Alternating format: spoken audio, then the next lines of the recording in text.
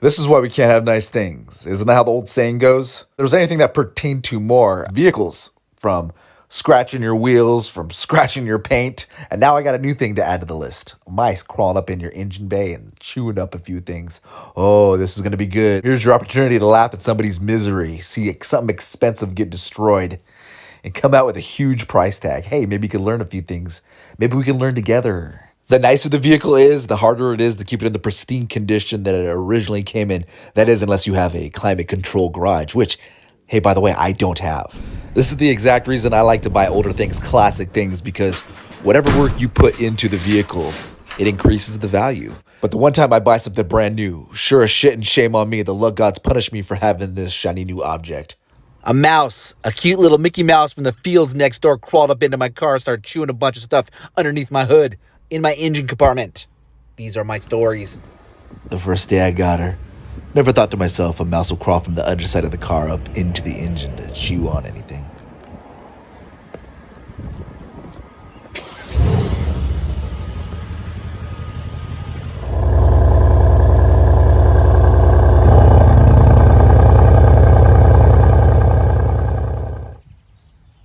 Mercedes AMG bi-turbo V8 versus a mouse. Who will win? I'm going to tell you that V8 has a lot of power, but it's no match for Mr. Mickey Mouse over here. Check out the bonnet liner, the hood liner. Going over to the turbo wiring and insulation. Oh, it chewed right up, even burned to the top of the lining right there. And last but not least, actually last and least, the insulation of the air conditioning chewed off a little bit. Not too bad, but still makes you kind of sad, doesn't it? Took it to the Mercedes dealer, and this is what their inspection video had to say. First of all, under the bonnet, we checked all the levels in the bonnet and corrected them if necessary. The only things found under the bonnet, as you're aware, is the rodent damage. The only thing we can find is the insulation to the coolant pipes at the top here and the under bonnet lining.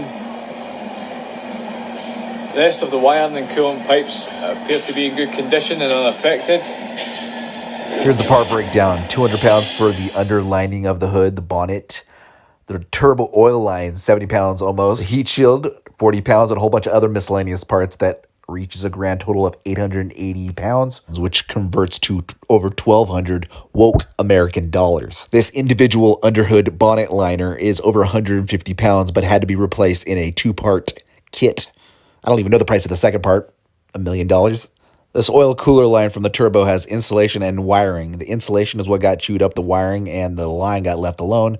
But the whole unit had to get replaced because you just can't replace the insulation. You got to replace the whole unit. Oh, and this little foamy insulation for the air conditioning. Wouldn't it be funny if that was an expensive part? Yeah, I just got a phone call from Mercedes. They didn't replace it because they didn't feel it needed to be replaced, but I asked them to look up the price.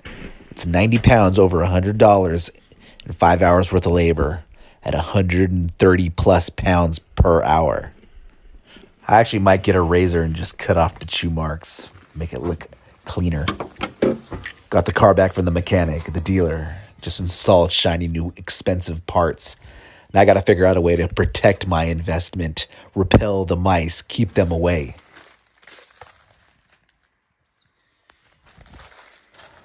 On top of that little decibel machine that sends out a signal to repel the mice, I also wanted to use a mint spray that I ordered from Amazon to help repel these mice. Before I did that, I wanted to clean out the residual mouse droppings, mouse DNA that's on my engine. So just a little bit of water and dish soap and just wiped off the top surface.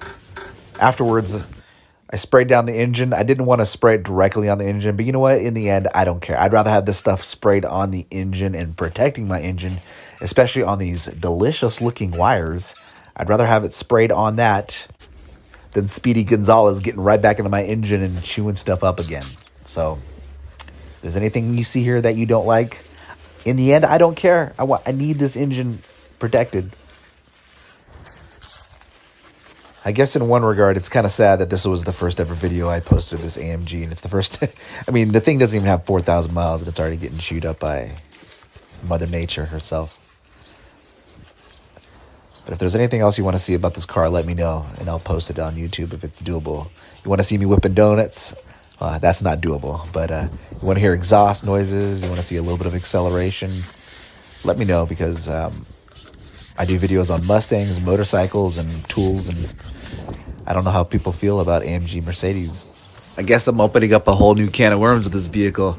I see people on Facebook and YouTube putting body kits on this thing, widening the tires, getting a better stance on it. What's your thought on that? This isn't the C63S, it's the C63, so it's a little bit different than the S. Actually, some benefits. Less horsepower, but it's not like I can't take it to the tuner and get 650 horsepower equivalent to a C63S. I don't have the racing seats. I have the comfortable leather seats. Here I am just vlogging and BSing away, cleaning the engine department well. Talking to all you YouTube C63 admirers.